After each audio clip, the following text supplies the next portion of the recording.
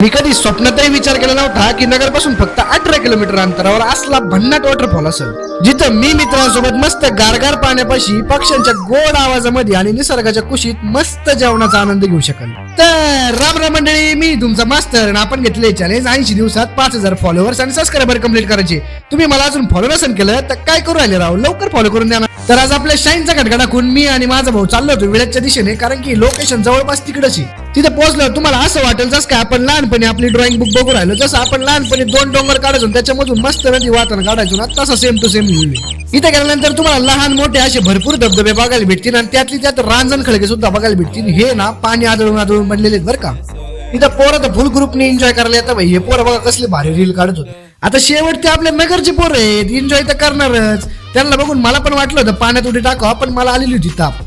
आता मी फिरताना खालून वरती गेलतो. हा गोलकुंडा बसला सगळ्यात खालचा धबधबा आहे, फक्त थोडं शेवाळ असतं त्यामुळे जपून. आणि तुम्हाला एक सांगू का, तिथं मस्त धबधब्याचा आवाज, पक्ष्यांचा आवाज आणि गारगार हवा, त्याच्यामध्ये जेवायचा आनंदच काही वेगळा आहे.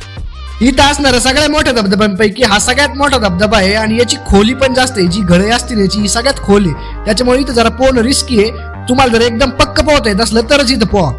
पण तुम्ही जर फॅमिली सोबत येत असतील मस्त 1-2 तासाची पिकनिक एन्जॉय करण्यासाठी, तर तुम्ही ह्या पॉइंटला या, जे की सगळ्यात पुढे आहे. तिथं तुम्हाला एकदम छोटे छोटे धबधबे दिसतील आणि शेवाळ पण बरचसं कमी उन्हामुळे. आणि आम्हाला ही जागा अजून एक्सप्लोर करायची होती. नेमकं पावसाचं आगमन झालं. पावसात त्या जागेचं सौंदर्य अजून खुलतं.